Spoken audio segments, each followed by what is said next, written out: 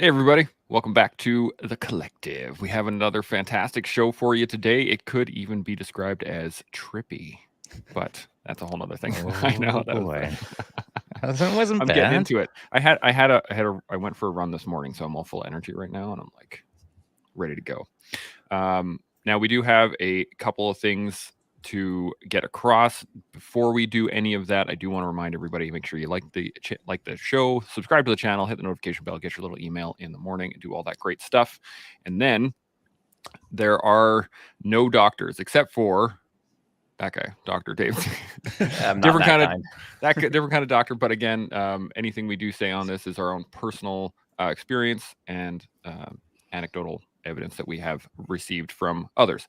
Now, if you have any questions or comments, make sure you do throw them up in the comment bar. We do read them all and make sure we put them up here to discuss. And that is everything I got. Under a minute. Not too bad. I'm getting faster. A little while. I'm gonna wrap myself out. A little while ago, I stopped timing you because I I just know. figured you're on the right path. You're cleaning things up, so that's all I care about. Well, when you stopped mentioning it, I was like, oh, okay, I think Yeah, that's right. I was like, okay. But I've been practicing that little diatribe right off the bat so that we can get it out of there. And if you noticed, I didn't even use the word actually. Until just now. Until just now. Yeah, well, I'm just pointing it out. One of the things we've been talking about, and I got to show this, is that I have it written right here. Make sure I do not say it because I say it a lot. I'm just working my way through it. Now, we're going to talk about psychedelics here. So I'm going to hit this right off the bat. I have very little experience in psychedelics, minus the fact that I used to have fun with mushrooms when I was younger. But again, that was more of a recreational thing than any sort of medicinal or health sort of thing. So I'm going to be asking some questions, just so you guys know. And let's go around the table, though, again, just like get some general intros and experiences on psychedelics when we're talking about. Dave, I'm going to hit you first, though. Yeah, sure. So I'm a doctor of physical therapy by training. That career only lasted a couple of years before I got sick of it, and I found myself working more and more with plant medicine. So my wife and I facilitate private psilocybin ceremonies for folks who are looking to do their own healing. We lead groups down to Peru to work with an indigenous family down there to do ayahuasca ceremonies. We coach veterans and their spouses on how to get into microdosing with psilocybin, primarily for PTSD and TBI symptoms and to kind of improve their relationship dynamic. And I'm also organizing the world's first plant medicine infused jiu-jitsu camp down here in Mexico. So I've left the PT clinic behind and just kind of gone all in, like full steam ahead on the plant medicine stuff. And it's working out pretty well so far. I like it. That's down with Seb, right? He's going to be teaching on that. So we've got two. We've got one in August, which is for civilians, just kind of anyone who wants to come, and then one in October, which is for vets and first responders only. And Seb is the instructor for that one, but we have a different black belt for the one in August. Excuse me. Nice. That's awesome. Chad, give us a rundown. Yes, sir. Chad McLean, founder of Mental Joe Apparel. What we do is we essentially are taking our designs, as you see on Chance there, to kind of elicit some conversations, as my Special K shirt shows. And I just had a Special K rebooster yesterday, and we can kind of get into that a little bit more. But really trying to use apparel with some fun designs, right? We get two stigma topics of mental health and psychedelics. No one wants to talk about either one of these things, right? So we want to elicit conversations, and it's done just that, and just by being vulnerable about my mental health journey that kind of started roughly 3 years, 2 months ago, and where I've come and what I've put into place to be a better human in general.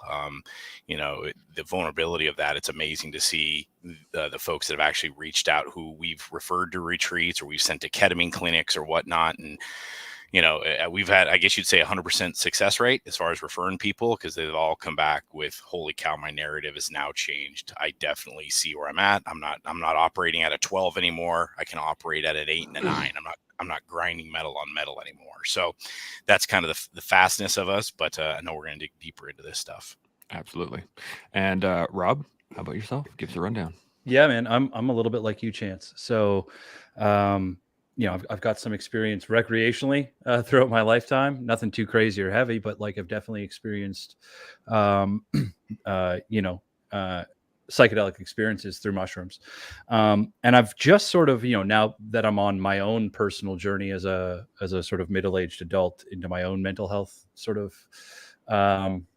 status, I guess. I'm in therapy now, et cetera, but I've gotten into sort of the research behind things like ketamine or psilocybin, things like that in a medical setting. And that research has just sort of fascinated me, mainly because I see the parallels between the things I struggle with in my head and, traditional treatments of those sort of stumbling blocks, and what the apparent sort of research into those two areas, and I guess into all psychedelics, not just those two things, and how they affect the brain and how they can change that journey for people. So it's just a fascinating topic to me that I'm just sort of starting to get into.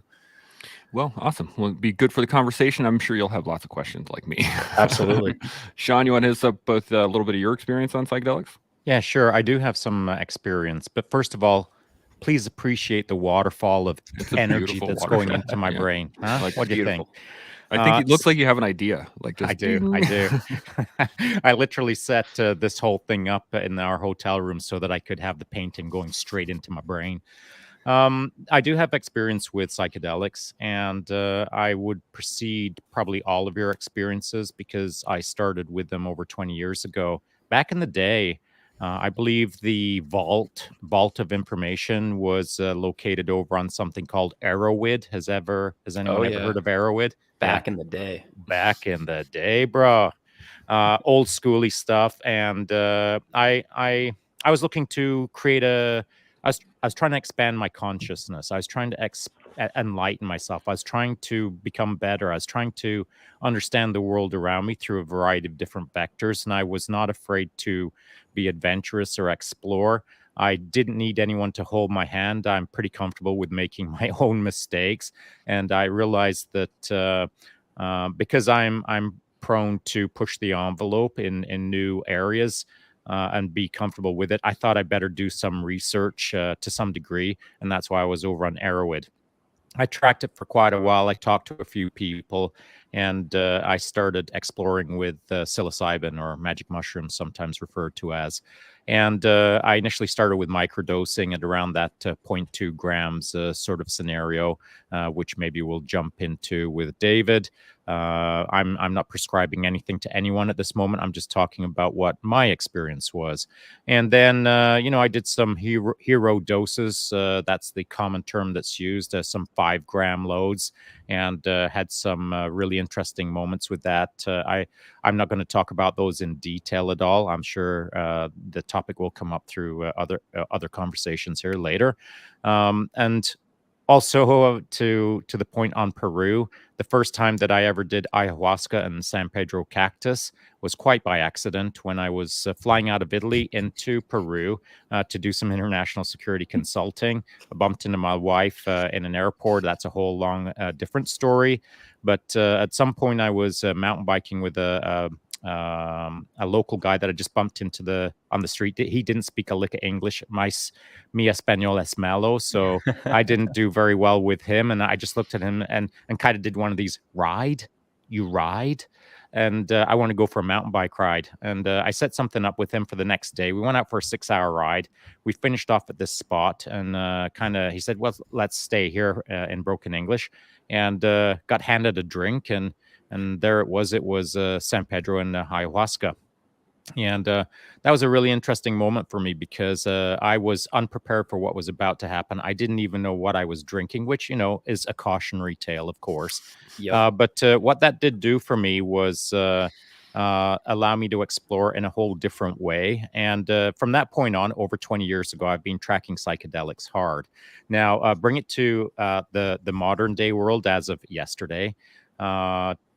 This is specifically for David. When David first came onto the scene with his idea to start pursuing these kind of opportunities for veterans, etc., and maybe expand the consciousness or expand the positive forward trajectory for each individual, I kind of looked at it and I thought, maybe not. We'll see how this plays out. I don't really know this guy. I don't really know what his intention is. I don't know him.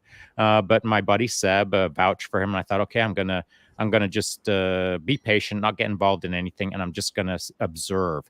And I've observed what I've observed, and I'm a fan of what David's doing, which I mentioned, I believe, in our last podcast when you're on it, David. But now I can really confirm that, because here on the Drop Zone yesterday, I was chatting away with a guy. He kind of knows me through social media, but he doesn't know the depths of my connections or networks or the people that I know. And after speaking with a couple of hours, he kind of casually mentioned, not casually, but privately mentioned, just him and I, that he's going to go down to Peru and do something with a guy, and it's going to be psychedelic related and et cetera. And he really thought that was going to be of benefit. And I said, I wonder if that's David. And he looked at me and said, do you know David? I said, no, I know a few guys. And I said, you know what? That's a real good idea, buddy, because you're in good hands. And so the idea being that we're all on our own little solo journeys to expand our awareness, to do better in life. Well, I hope we all are anyway. But it's the people you meet along the way that will help you down the journey. If you know nothing about psychedelics, then stay tuned to today's podcast to learn more. But if you're experienced with psychedelics, stay tuned to this podcast so that you can learn more. That's a great segue into my very first question. And it's going to go to Dave, and then we're going to do Chad, and then we'll start spreading the love. The very first question is, how does psychedelics help? What is about psychedelics that is different from everything else? Man. It's a very broad question, but I Absolutely. think I'm good at those. the at the core of it is that psychedelics can give you back this power over the story that you tell yourself about your life and about what has happened to you. And there's some interesting neuroscience that actually tries to explain basically why this happens, but without getting too deep into it, there's part of our brain called the default mode network that's basically responsible for your average everyday understanding of who you are and your place in the world, for a lack of a better scientific way of putting it. And this system is sort of always running in the background, always telling you who you are, what you do, your place in the world, the way that the world works. And psychedelics actually do a phenomenal job of dampening that part of your brain. And so if we can come at this with intention and purpose, we can capitalize on that opportunity to sort of rewrite the story of who you are, to rewrite the story of the things that happened to you in the past, not to forget them or to twist the events that happened to you into something that isn't true, but to sort of strike the fear, strike the emotional response out of that story and sort of reclaim your own power over how you tell it. So I know that that's a bit of like a woo-woo kind of an answer, but for a very broad question, that's the best answer that I can give in terms of how these things can be beneficial to us. I think that lies at the core, is rewriting the narrative on it. I saw a post recently, this guy Back Azimuth Solutions on Instagram. Tyler, he's good. Yeah, Tyler, okay. I don't know him personally, I just follow him, and he made a post the other day about the introductory statements that he hears people say when they meet somebody. And having taken a handful of people now through this process, I've seen this firsthand, where someone will introduce themselves, and in the first breath, they tell you everything that happened to them. They tell you how they were blown up 15 years ago. They tell you everything that's gone wrong for them in the last 15 years. They tell you how they haven't slept a wink in the last 15 years. All of that immediately upon meeting them, because that's their identity. That's all that they know who to be. That's all they know how to be, is that messed up person. That person that messed up things happen to. I call it myself, Chance. Mm-hmm. And after going through the work with psychedelics, I've seen that change. I've seen it just be, hey, I'm so-and-so, and all that stuff is left behind. It's not rooted in who they are anymore. It doesn't define them. It's still part of their history, but they've now chosen how to define themselves. I like that. Chad, you got anything to add on to that? Yeah, I mean, I'll take it from a knuckle dragger perspective, right? My whole thing, like I've always kind of told people, is think of it this way. Like, my thought process before psychedelics was very, very narrow, very one way, right? I say, like, if I came up to a roadblock, I'd just give up. I'm like, well, I can't get over this wall. I can't get through it. Like, forget it. I'm out, right? To where now on my psychedelic journey, when I come up to a roadblock, it's now there's a pause. Now there's, okay, how can I get through this wall? Well, I can get through it. I can chip away at it. I can go over this wall. I can go around the wall. I can go under the wall. I can use tools to help me catapult myself over the wall. So now I have a different thought pattern on different roadblocks that I have in my life, to where before I'd hit a roadblock and I would just give up. I'm like, not meant for me to be. I'm a loser. I'm just going to go back to my loser cave. So for me, from a very just easy standpoint, like, it now gives me pause to look at situations and relate to situations and understand them from a different meaning without getting too really woo woo about it, and really kind of tackling things head on. I said, some that have seen me on your guys's and other podcasts and stuff, like I said, 3 years ago, I almost took my life, and ketamine's what saved me. Ketamine had opened up my brainway to essentially look at things in life from a different perspective. And now I know what I'm worth. Now I'm, like I said, I'm almost down 60 pounds. I'm off of all SSRIs. Like, working out is part of my life. My diet is a different thing. When I when I come to shows like this and see all you guys on here, it's like, okay, I'm hanging out with the right group of dudes, right? That's putting their heads down, they're grinding, they're getting things done. So it levels me up as well. So from a knuckle dragger standpoint, it literally just remaps your brain, right? It grows new neurotransmitters. I mean, we don't work on our brains enough as far as everything else, right? We do all the sit-ups we can, all the running, all the biking, all the jiu-jitsu, all the golf, right? We do all that, but we don't really focus on the main thing that controls everything, and that's our brain. I think psychedelics allows us to open up that consciousness to other forms of thinking. So I just have an initial thought really quickly here, and then I'm going to get to Shaun and Rob here. But so it seems to me it's similar to basically an indoctrination. So what I'm thinking of here, and follow me on this at least, is that the person I was before I joined the military was not the person I was after I had been through all my training. And that was like hammered into my head as to this is who you are now versus this is who you were then. And it seems to me that psychedelics are a much less violent form of that. Is that fair to say? I mean, things can get pretty intense. I don't mean to draw the comparison in terms of violence, but it can get challenging for sure in an ayahuasca retreat. But Okay. I think the point that you're driving at, I think I would agree that it's a means of changing who you are. I would say, though, maybe a core difference is that instead of someone else telling you who you are and molding you, it's now handing the reins over to you, and you get to choose who you want to be going forward. It sort of wipes that slate clean, actually, and it gives you I don't want to say it gives you a fresh start, because you still have the history that you have, but a fresh way to interpret that, a fresh way to mold yourself around those experiences of the past. Chad, anything to add to that? No, I think nail on head. Like I said, it's going to be hard. Like I said, I just went through a ketamine session yesterday, right? And I haven't done ketamine in a year. So it was a year and a couple weeks. And when I first started ketamine, I was doing ketamine probably every 2 weeks, right? I mean, that's how messed up I was. But now I'm on the other side where now I feel like I know where my foundation's at, right? And so if I slip off that foundation, or if I'm running at 100 miles an hour and I know I'm not taking care of myself, there's now a pause. There's not a beating myself up internally. It's all right, dude, you've had XYZ going. You've been pounding out 20-hour days. Like, you've got to reset. I get more anxious with my boys. I respond in a different manner. And so for me, that's when I was like, it's really just understanding your body and being present within your body and understanding where you're at, So each person's going to have a different experience. Like, my experience yesterday was just full of love. It was just more affirmation of everything's good. You love your wife, you love your boys, you love everybody. And, most people with the mental health game, like, we're self-sabotagers, right? So that session for me was like, hey man, everything's good. Don't self-sabotage. Like, you're on the right path. Slow down, and that's what that has done for me. It's allowed me to think differently in that manner. I like it. Shaun, you got any thoughts so far? Yes, I do. Figures. I'll start with David's comment about the default mode network.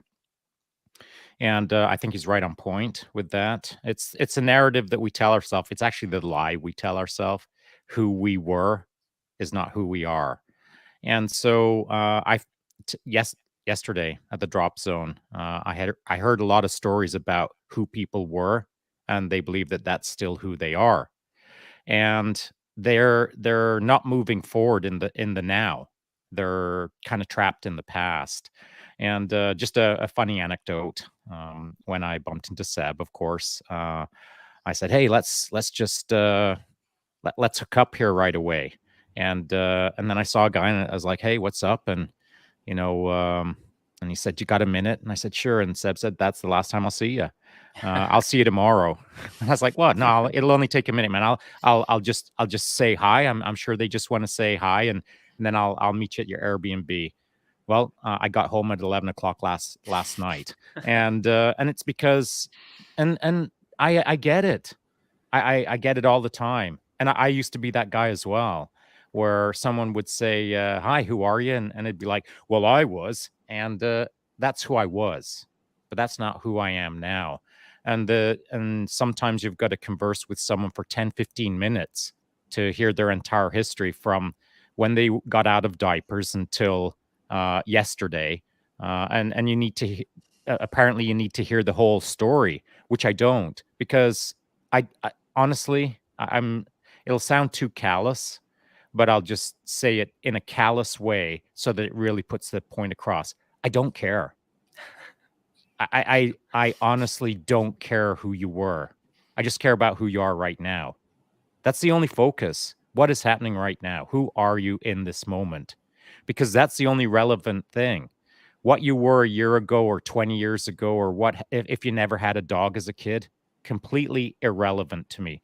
Now, I know that there's lots of psychologists, like Doc C. Coach as an example. He can relay or relate patterns within childhood and the first sibling, the second sibling. And there's lots of correlation to all of these things, to observe someone's past to try to decipher who they are in this moment, why they are the way they are in this moment. But at the end of the day, I feel that none of that stuff matters, because the only focus should be on the human being in this exact moment, who you are right now. And let's figure out how to make you right now better in the near future. So David, as the example, talking about the default mode network and the stories that we convince ourselves that we are. Well, what are we? Are we our body? Are we our mind? Are we our energetic soul? What are we? Well, depending on who you ask, you'll get 3 different answers. And then if you ask a 4th person, maybe they'll think that we're all 3. And then if you ask a 5th person, they'll come up with something that you've never heard of before. And so we all have our interpretation of this experience that we're living in the present, in this now moment. And I find for myself, I shift around a lot. Sometimes I'm an intellectual. Sometimes I'm an energetic being. Sometimes I'm a physical specimen. Sometimes I do all 3 things well when I'm in flow mode. But I never categorize myself as anything other than just Shaun. But I still, who are we in the moment? It's a really complex and puzzling question that I don't think any of us will ever solve. But the only thing that we really have to figure out how to do well is the now. Ditch the past. Be cool right now. Find a way to be positive right now. Find a way to smile and be happy right now. And the rest takes care of itself. That would be my thought on this subject. I like it. Rob, you got any thoughts or questions so far? Yeah, actually lots of thoughts. And I'm going to target something that Chad had said, because it hit home for me. So, I guess I'll explain a little bit of where I'm starting with this journey in terms of researching things like ketamine and psilocybin. Is I love that concept of, like, we as humans don't practice enough the working out of our minds, right? Our mental health, which is absolutely true in my world. And this is actually the roadblock in that concept for me, which is what's catapulted me into researching this side of things, is that, like, unlike physical prowess, right? Like, so, like, how does one grow mass and, get stronger under a bar? Well, I mean, if you're talking about mass, you need a caloric surplus, right? And hopefully it's good calories. And then for power and things like that, you need consistency and a constant, sort of upping of your weight over time, right? With the brain, and this is my experience with it. Again, I'm not a neurologist, so if someone please put me in the ditch if I've gotten any of this wrong. But my experience with it is this: like, my therapist even said it today. I had a therapy session today, actually, and she's like, "Man, like, your capacity for your intellect is just massive. And I'm like, yeah, but that's just a fun way of you saying I overthink everything. Right. And she's absolutely correct. Like, I'm an extremely intellectually driven person. So if you ask me what my problems were, I can tell you every single one. I can trace everything. I can tell you where it comes from. I can tell you that I recognize it in the moment that it happens. But no matter how much I put more weight on the bar or increase my caloric surplus, I can't affect some of the things in my subconscious, which are the drivers to these states of mind, which then drive my conscious mind at times, right? And what's fascinated me about the concept of psychedelics in the area of especially mental health research is the idea that it lowers all of those walls, all of those preconceived notions, all of those feelings that drive us on a day-to-day level. Like, again, like, I'm a relatively happy dude today, but I might have some dark demon from that I'm worried about in my subconscious pop out of nowhere. And even though I know that I don't have to worry about it, it's going to happen anyways, right? So the idea that we can start to remold some of the biological and intellectual or subconscious elements of that sort of framework by which we, kind of saunter through our reality or perceive ourselves within it, I think is absolutely fascinating. If I can jump in there for just 1 second, By all means. Rob, thank you for sharing what you did, and especially about the therapy, because I've heard from a lot of people now actually who've been in therapy for a while that it's really helpful to identify what these issues are. Like you said, that you overthink, like you can name every single problem that you have. But then the question remains of like, what do I do about it? How do I actually start solving these things? And not that therapy is incapable of getting people to that point, but to use your weightlifting analogy, like we need progressive overload here, right? So if you are just getting up to the same point again and again and never going past it, that's why you're hitting this plateau. Same thing happens on bench press. If you never move past that number, you hit the plateau and you need to change things up. So I think just like you said, how psychedelics offer this opportunity to break down all of these walls and walk a little bit further than your therapist can take you. I think you're exactly on the right track in that line of thinking. And it's not the first time that I've heard this kind of thing, that essentially talk therapy can only take you so far. And then we need something to create a new sort of experience for your brain to process. An experience where, you can look at all of these problems that you have and no longer just recognize them and see them and still butt up against it, but where you can actually move past them and feel differently about yourself, identify differently with yourself and your problems. And yes, psychedelics offer that new experience, that new opportunity to move past where talk therapy kind of leads you up to, but can't go any further. Like that. Chad, you got some thoughts? Yeah, I mean, same thing kind of what David was saying there. I mean, that was so key. I mean, same thing, right? I was 20 years of, rotating therapists and rotating antidepressants and drugs, right, for years and years. But the one thing that remapped and reopened those neurotransmitters was psychedelics, right? The talk therapy is great. Like, I think there's some tools that people can steal from them. But at the same time, like, if you don't have the right mindset, like, you can have all the tools in the world, but if you're not changing your mindset, like, you're never going to know when to use those tools. Like, I always heard people, hey, live in the now, live in the present. And I'm like, how? My mind was going at such a rapid rate. I'm like, how do you live in the present? I don't even know what you're talking about. Or, hey, if you feel yourself getting angst, slow down, take some deep, solid breaths, right? To reset your mind and body. I'm like, take a deep breath. Like, that's going to help. Well, now that I've done psychedelics, I realize that when I'm angst, I can step away. I can go for a walk. I can sit there and say, hey man, let's take 5 solid deep breaths. Let's do some box breathing. And I can feel that angst in my body come down. So that's for me, like, the psychedelics is like David said, and Rob, it's literally brought down those barriers and those walls to rethink certain situations. Because prior, like I said, I'm like, you want me to take a breath? That's going to slow me down? Kick rocks. Like, I don't think so.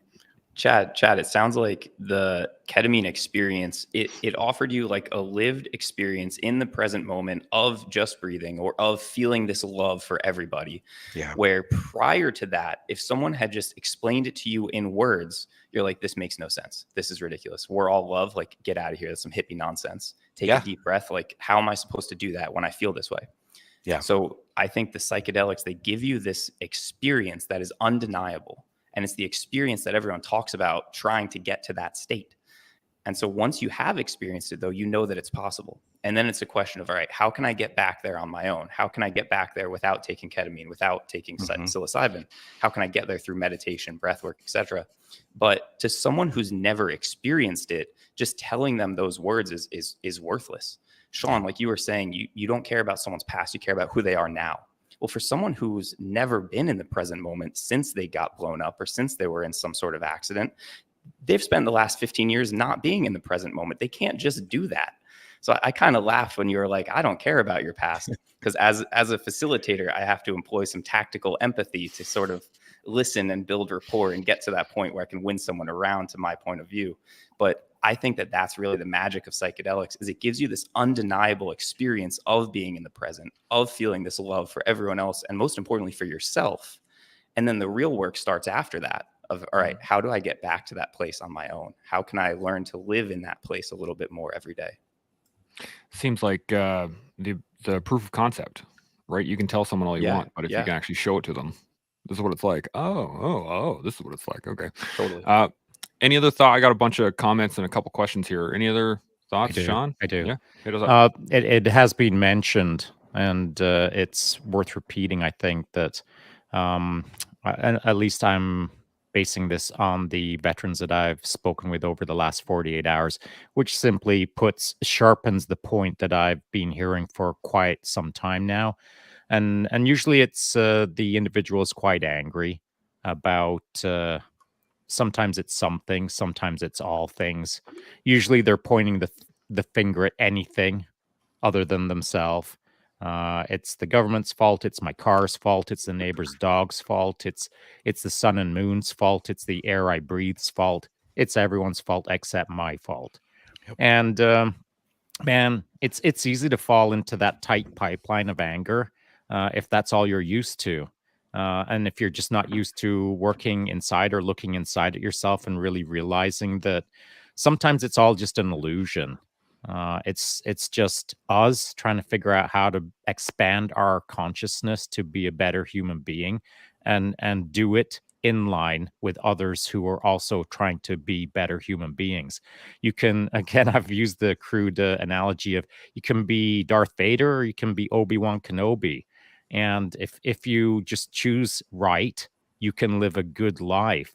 But it's a life of pursuit. It isn't a life that shows up on a silver platter. You have to actively engage in expanding the good side of the force for yourself and for others, which means, unfortunately, if you're a really angry person, if you're an angry vet, or if you're angry at the world around you, you have to get to work pursuing betterment, pursuing goodness, being an agent of good, as it were. And that is work, man. And when you're used to not working on getting better at being better, the work feels like, what are you even talking about? I don't understand any of this. And I think one of the great things about psychedelics is it can act as a great reset.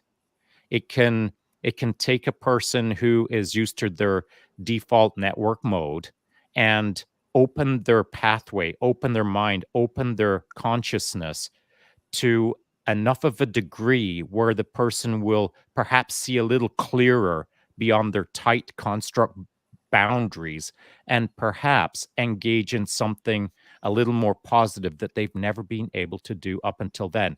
Sometimes it's just you need a glimmer of hope that is presented by the psychedelic that you can then see there's hope. And if I just keep moving towards the light will start expanding. But you've got to have faith. You have to have faith in yourself. You have to have faith in the process. You have to believe that you're getting better. And it's that self-belief that you're pursuing the right path, the positive forward trajectory that will start reinforcing itself. But it doesn't do it by itself. So if you're out there wondering, well, what's the next step?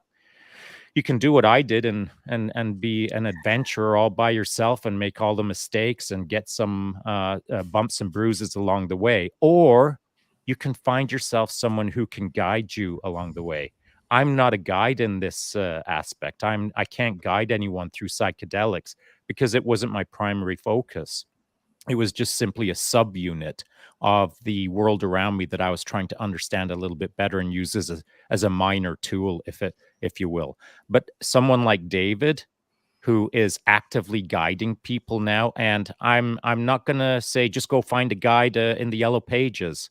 I'm gonna say go find a guide who has some evidentiary results, who has created some outcomes, who can speak to you through the lens of experienced wisdom.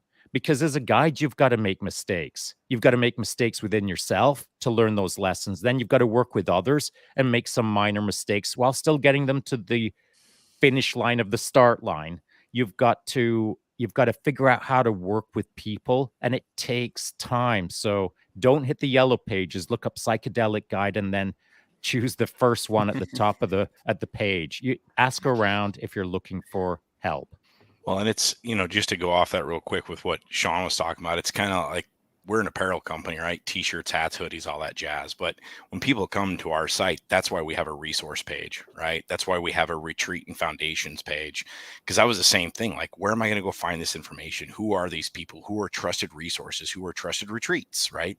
So it's one thing that, like I said, we try to do on our website is to put some education out there of people that we trust, so people can get educated on this information by themselves, through trusted sources.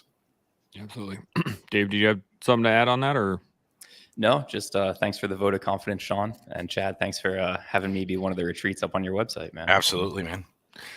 Rob, you got any thoughts so far? No, I'll hold them for now, man. Those were great comments. I'll just, we'll just add to it later. Raj.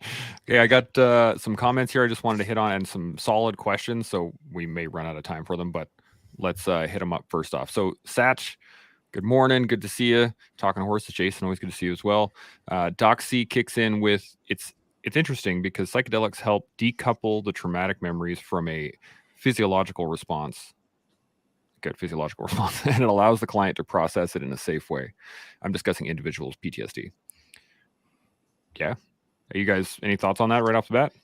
Yeah, maybe this is where I'll jump in because it fits right in line with the stuff I would have added anyway. So sweet, Dr. C. Thanks for prompting me, buddy. No, this is the part that fascinates me. Okay. So I guess I'm going to use a quote that I keep very close in my head. It's by a guy named Mark Hennick, and he did a TEDx talk like almost 10 years ago now in Toronto on suicide. So he had survived suicide, and he had some thoughts about things, and he was talking about things like perceptual limits and whatnot for the human being. And it's something I deeply believe in, just from my own experience. Like, my problems were built when I was a kid. So it's a place where I don't fully understand and wasn't fully participatory in terms of an adult fully understanding human brain. Right. And he talks about this concept of like, hey, if I'd known then what I know now, would it have changed anything? And it's a rhetorical question because he answers it in kind, and he says it probably wouldn't change much because sometimes how you feel just completely takes over. And he talks about this concept of our own perceptual limits, right? So things that are guided by, the society we come from, the environment we're born in, the things that we read, ingest, all these sort of things develop this bubble around us of what we understand our reality is, right? And we see this in moderate terms, and we see this in more extreme applications across the world, across varying topics, right? But I apply it to how I think about my journey as an intellectual being, and that is, I don't know what I don't know at times, and that can shrink and expand at any one moment in time based on the physiology that's going on inside my body, right? So again, I can do amazing self-improvement work one day and wake up feeling like I'm a completely different person the next. I'm not saying that that's actually what happens day to day, but just illustrating what can happen, because those conscious thoughts of mine, I find, are driven mostly by things I don't necessarily even have a conscious grasp over, nor have a conscious understanding of. And, to Dr. C's point, this is what kind of intrigues me, that there might be this class of drug, medication, blah, blah, blah. It's all drugs in the end, that might skirt under my intellectual defenses, which keep me co-aligned with these things that I don't necessarily even remember anymore because it's all a blackout period, that are actually driving my day-to-day conscious experience today. No matter how much I think of, like, oh, I'm on the right track. Well, guess what? Tomorrow's a new day, and my brain might say, no, you're not. You're right back at square one, right? So that decoupling is the fascinating portion for me.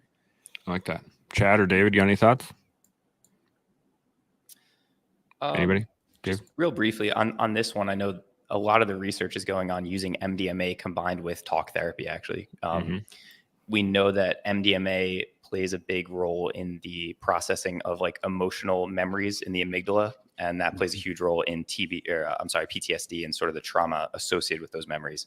It's not really my line of work. To me, ecstasy is sort of play and mushrooms are work. But I know that there's a lot of promising research there. So I'm not an expert, but that's, I think, definitely an interesting field of study for sure. Yeah.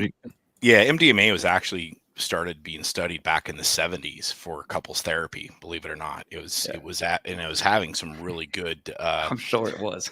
Yeah, it was having some really good found as far as, reconnecting. Just lock the door. That's it. I mean, wide open with it. I mean, me and my wife, we did an MDMA session probably 3 or 4 months ago. And what I didn't realize is the trauma that I caused her, right? With standing nose to nose, essentially with the gun to my head. I didn't realize what I did to her, right? And we talk about the fight, flight, or freeze response, right? Well, she froze, and she froze for 3 years, right? Because she was in the back of her mind, she was waiting for me to blow up again, right? She was waiting for me to have another pitfall. And so the MDMA, what it did for us is it literally lowered the barriers to have very tough conversations. And for me in that moment of time, I saw her, right? I saw my wife. I understood what I did. I owned it. And I was like, damn, for me, it was like, I took your safe space away. I did that. So now it's on me to rebuild that connection. It's on me to let her know that I am that safe space that she wanted. And then that old dude that was there 3 years ago is no longer here. And so that's what MDMA did for us. It was one of the easiest psychedelics to navigate personally. Like it was super smooth. Like it wasn't like woo woo crazy blue hair dancing in the forest. Like it was chill, man. It was good. So that was the experience for MDMA. Literally, for the decoupling stuff, it brought down those walls so we could have those conversations and connect and find out where we were butting heads and saying, okay, enough. Like where are we both wrong and where can we own the ownership of this to move forward? It's beautiful. Yeah. That's awesome. I think maybe my wife and I might need to do that. It'll be probably helpful. Shaun, you got any thoughts before I move on? Yeah, I think that this would be a good point, perhaps, for us to not diverge, but just to address something that really hasn't come up yet. Just a little bit it's come up, but not to the degree that I would like it to come up. And that's the distinction between the various psychedelics and the actual heavy lifting that you can engage in, or the party drug that it can be to some degree. And so, using MDMA as an example, you can go out there and hit the dance floor and sweat all night long and swing glow sticks around and have your good times. And that's good. But that's not heavy work, man, unless you're dancing really hard. But the difference is the as you move up the food chain, as it were, in the psychedelic world, you can get to some stuff where you're doing Olympic barbell lifts, you know what I mean? And so the idea being that you, again, have to engage with someone who understands the battle space in front of you of psychedelics and can point you in the right direction for the thing that you need, that you're trying to work on at that time. So my experience with psilocybin and San Pedro and ayahuasca, it's no joke, man. I mean, these kind of things aren't something that you step into lightly. And if you are stepping into them lightly, well, I would encourage you to pause for a moment and either engage in further research or start asking around with people who have wise experience in the area and can help you shape your path forward into the heavy lift psychedelics. If you're doing big psilocybin loads, heroic loads, as it were, that is something that you shouldn't just step into with your eyes closed. You really have to open your eyes before you engage in that stuff, because your eyes will be opened in the moment. You will experience things that perhaps you've never experienced before. And in some cases, it can be a real breakthrough. And in some cases, it can be breaking. And it's those moments where it is breaking that you need support. And so I'll just say this, and then I'm going to hand it over to David because I know he'll be able to speak to it a lot better than I.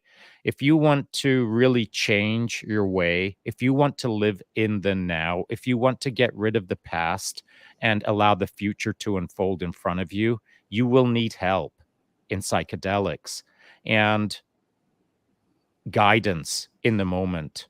You can't do these kind of things properly, in my opinion, across an email or two with 3-step process and then finally a good luck. It requires more than that. So I'm going to hand it off to David. Yeah, that's so funny. Shaun, I think the real point you were driving at, as it pertains to maybe the hierarchy of these drugs, if you will, and the way that you approach them. The real point behind that, I think, is the intention that you come to these things with. So yes, you can have the intention of, I'm just going to go have a fun time. And I've definitely done my fair share of that. You can also have the intention of, I am taking this medicine with a purpose. And that purpose is to help me heal my trauma, uncover a deeper sense of self-worth and self-love, and become a better man for my family. And you're going to have two profoundly different experiences because of that. And as it pertains to the work that I do guiding people, that's really the crux of it, is helping people to get clarity on what their intentions are, helping people to understand the difference between an intention that you're bringing to this experience versus an expectation that you have of it, and learning how to sort of roll with the punches that the experience is giving you. But it's really all about cultivating the right mindset to go into these things, having the tools to sort of handle these experiences as they are thrown at you so you're not freaking out. And then again, importantly, making sense of your experience afterwards, integrating these lessons into your life and wondering, how am I going to take these lessons with me as I move forward? How am I going to be a different person? How am I going to make sure I don't just fall into those same patterns that I came to this medicine to try to change? And it's funny what you said, Shaun, that this shouldn't be a few emails back and forth, because this work that I'm doing now, I never set out to be a psychedelic guide in the sense that I am now. It actually started with just that, some people coming to us and asking questions, and we would give some advice and send them on their way. And then we realized that that's not serving people, because they would come back with more questions and more questions. And so we started creating an actual program around this, because we knew that the work that we were doing wasn't serving these people well enough by just giving some advice and sending them on their way. And that's why for microdosing specifically now, we have this entire 3-month protocol essentially that we put people through. That's a process of introspection, a process of cleaning up your habits and routines before we even touch the medicine, to say, all right, are you checking all of the boxes? Are you addressing the low-hanging fruit of like diet, sleep, nutrition, meditation before we even worry about the medicine? Once we've got those boxes checked, now how do we come to the medicine with intention and purpose and ceremony and reverence? And then as we move through that process, how do we integrate these lessons that the medicine has shown me so that I am not the same person that I was when I started this journey? So again, Shaun, to your point, there are sort of levels to the guidance of this. And I don't mean to sound like a gatekeeper to these things. I don't mean to say that you can't approach this without a guide, but just like you can watch an instructional video and try some jiu-jitsu moves on your buddy, or you can go to a gym with an actual instructor and get actual instruction, I think it's a pretty similar thing. And I think we all know which one is going to get you better results faster. Absolutely. If I may, I'd just like to add one more piece to that to build up what please. David just said. I feel the real trick to this is just being stated by David. Before you do anything, you've got to get on a path, and that path requires some work. And for veterans, as an example, nutrition, sleep, hydration, cleaning up your act, getting intentional, being mindful, journaling, meditation, all of these things, that's work. Psychedelics are work. But before you start the psychedelics, you've got to get to work before you do the work. And that is the devil in the details. If you aren't ready to sweat, if you aren't ready to work, this won't work for you.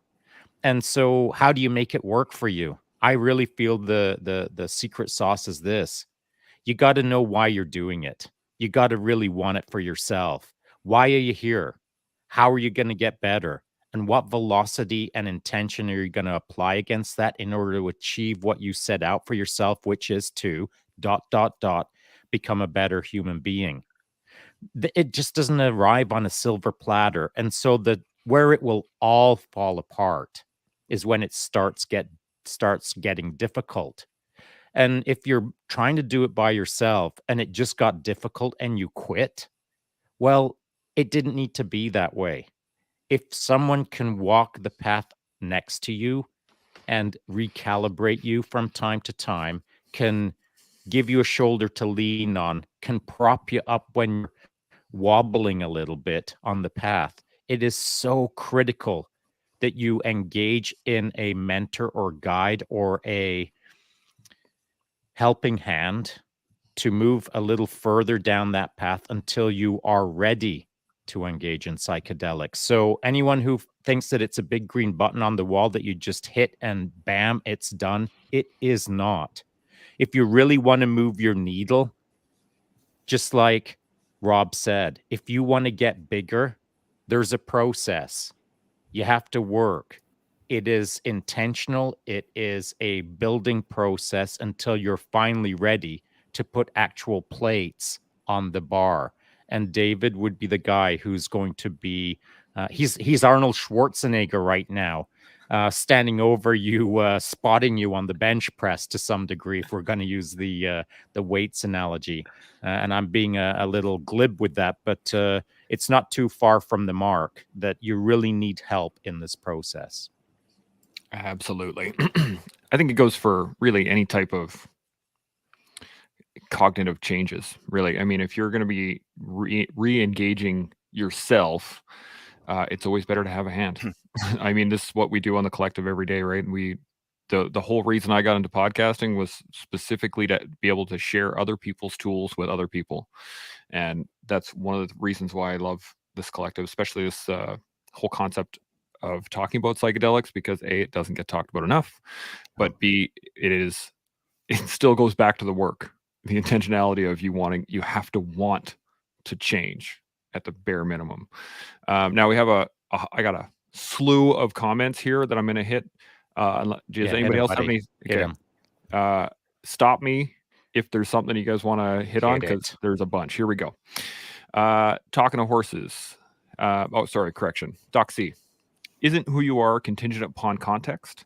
For instance, who I am with my parents compared to my siblings compared to my students. I think it is contingent upon context, but who you are with yourself still bleeds into everything else, I would imagine. Any thoughts before I carry on? Good. Okay. Talking to horses. Has this panel ever experienced the 50,000-foot view of life while experiencing a journey? Almost like psychedelics can show one the importance of the entirety of your life by looking at it all. Chad, you're nodding your head hard. What do you got?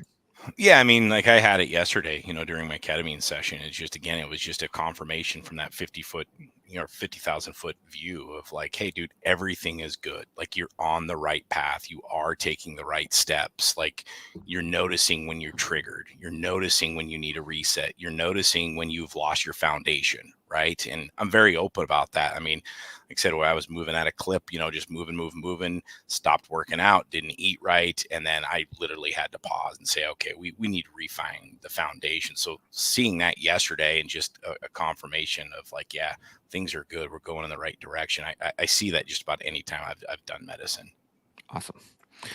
Dave, you got any thoughts? Yeah, I mean, I wouldn't say I've ever had that 50,000-foot view of sort of looking down on my life, but just like Chad said, I've gotten this message, this deep understanding that everything is falling into place perfectly. This is something ayahuasca really taught me, is that at any moment, everything in the entire universe is unfolding exactly, precisely, perfectly as it is meant to. And that includes every single twist and turn in your life. Rob, you mentioned maybe like overthinking and difficulty making decisions, maybe because you overthink. That used to be me to a T, man. I didn't know how human beings made any decision about their future. And ayahuasca basically told me, like, bro, it is okay. Every decision you've made so far has actually been the perfect right one to get you to right where you are now.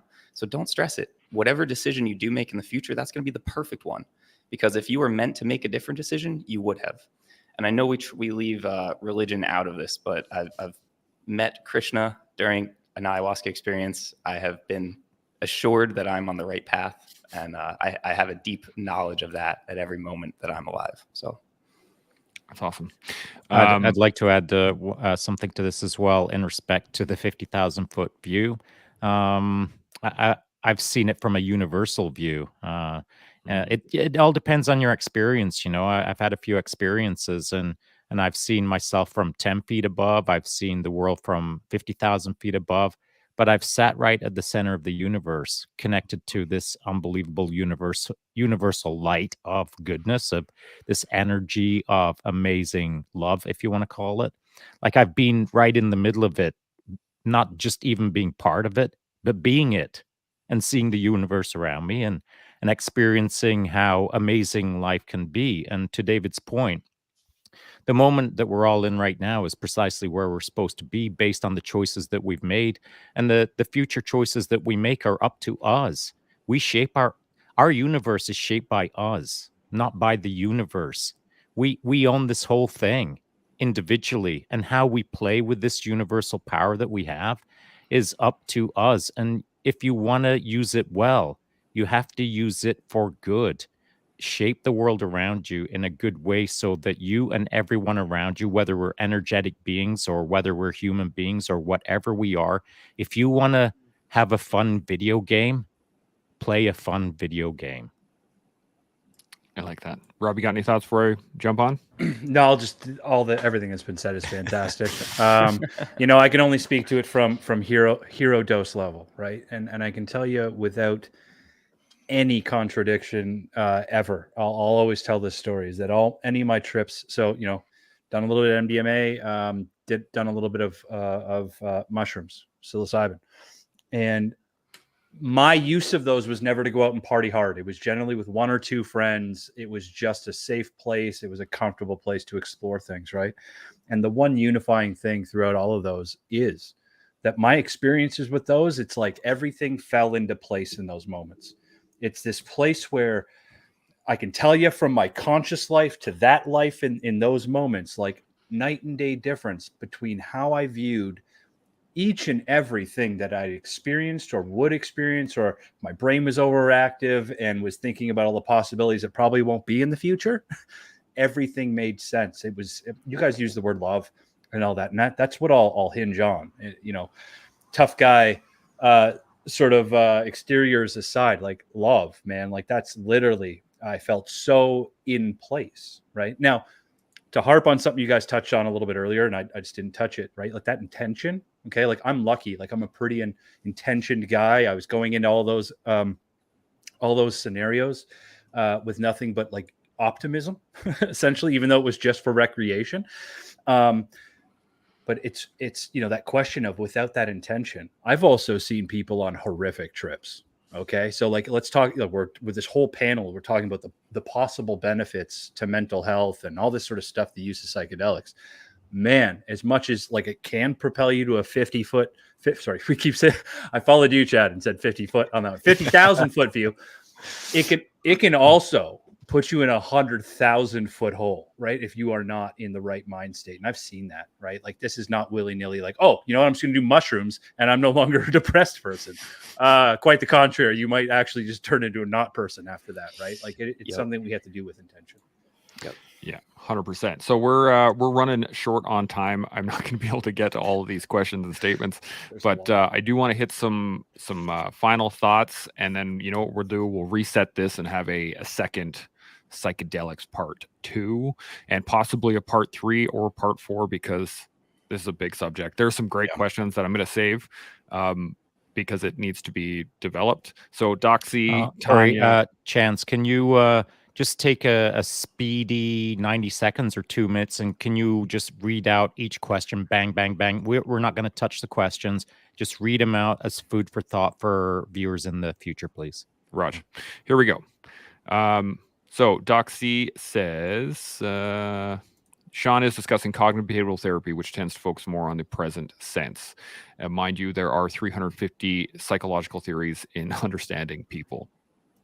Tanya, always good to see you. She says, I feel like psychedelics can be a hard reset, or we can use that breaking down of walls to be guided, plus thrown into the depths and think of them in a new way, a progression. There we go. Sorry, I'm just working my way down here. Tanya says, talking to horses, Tanya, like, did you turn it off and then turn it on again? Like, it helps to realign certain subroutines into a better, less chaotic form. Tanya says, or asks, would therapy be a suitable protocol for after a guided psychedelic experience? We can go to the jungle and have an experience, but return to Western life afterwards.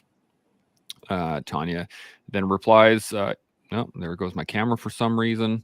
Talking to horses, yes, sort of. Depression, anxiety can cause minds to keep circling around certain thoughts. Pattern interrupter may be useful. Doc C. Chris, they typically teach a course called counseling theories, but they only cover 6 to 10 theories. Some examples are family, individual, more specifically CBT, Jungian, etc. Doc C asks, do you think who you are is also influenced by your age? I find priorities have changed as I hit late 40s, 50s. And he carries on ketamine and psilocybin are doing very well in trials. Tanya, to add, I think therapy is fantastic for pattern recognition before and after. They bring unseen issues to the forefront and hold you accountable to new standard after a psychedelic experience. Doc C asks, anyone done ibogaine? I've met many going to shamans, and David's concept reminds me of what Aldous Huxley, Carlos Castaneda believed too, maybe also Baba Ram Das. Nice. I hope I'm pronouncing those correctly. And 3 legit names. Yep. And there he goes. He's right, especially if you have a history of psychosis in families. Yeah. There you go. So lots of thoughts, lots of questions. It's awesome. I'm going to save these for later, and we will hit this on another show. So let's hit some final thoughts real quick, and then we'll set up a time for next time. So I'm going to hit Chad right off the bat. What are your final thoughts? Yeah, final thoughts. I think lots of good points here. You're going to hear in this ecosystem over and over, set and setting. You're going to hear that over and over, and integration is going to follow that. Integration is, essentially your therapy. And definitely agree with the one comment of, you go to Peru or Mexico to go do these, but then you come back to Western civilization and it's blah in your face again, right? So how do you reset? How do you take those lessons? How do you continue to move those forward? So yeah, no real big final thoughts. I got a bunch of different stuff I could rattle off on how I approached ketamine and all that jazz. But we'll save that for a later podcast. Raj. Dave, what about yourself? Yeah, if I had to pick just a couple things to wrap up with, number one is we just scraped the surface of psychedelic safety today. And so maybe that could be an important topic that we come back to. Mm-hmm. We have, especially for people who come to Peru with us, very extensive screening process because there's a lot of potential risks involved. Generally speaking, microdosing is a lot more safe, which is why I recommend most people start there. The other thing, Chad just touched on it, we talk about preparation, the experience itself, and integration afterwards. And I think so many people get hung up on the experience itself. But it's really like if you went to one jiu-jitsu seminar and you don't do anything different in your game afterwards, you haven't improved. You just showed up to the seminar and had a cool time maybe. So if you just go and do mushrooms and hope for the best, like not much is really going to change. Same honestly would go for ayahuasca. If you just go to the jungle and come home and don't do anything different in your life's going to be the same. Last time I was down there, one of our maestros, which is like the shamans, he was sort of lamenting that he thinks a lot of Westerners waste their time coming to the jungle to do ayahuasca because then they just go straight back into their old life. And that's really the role that I'm trying to fill, is guiding people to make the most out of this experience and then guiding them to be a different person when they come home. So I'm available to talk for anyone who wants to talk more about this stuff. I could go all day, man. Awesome. Rob, final thoughts? Yeah, again, that seems to be kind of a common thing. Like what David and Chad's their experience and what they've said here, way better than I can give any guidance to leave anybody off on. My final thoughts are just being thankful to actually participate in this discussion today, because like I said, like I'm an infant on this journey, right? Like I think I know a lot in the world, but I mean, at the same time, I know nothing, right? So like to be involved in panels like this is incredibly inspiring to me. I think they've hit all the nails that I would ever try to hit or attempt to hit, like right on the head. So just thanks, gents. You guys are awesome. Shaun, final thoughts? Well, because we're going to have a part 2, etc., I think I'm going to add any new information to this, but I would like to finalize with a little bit of a cautionary note. David will be speaking about the safety aspects next time, but between now and the next time we all speak, please don't rush off to the internet and find the yellow pages of psychedelic gurus. Yeah. Please just be patient and take your time figuring out your path forward. This might be a new path for you. Don't engage it like it's a super highway and you just climbed into a Ferrari.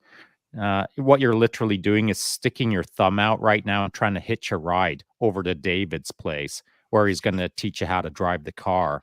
So, and finally, it's being touched on, but again, I need to reinforce it.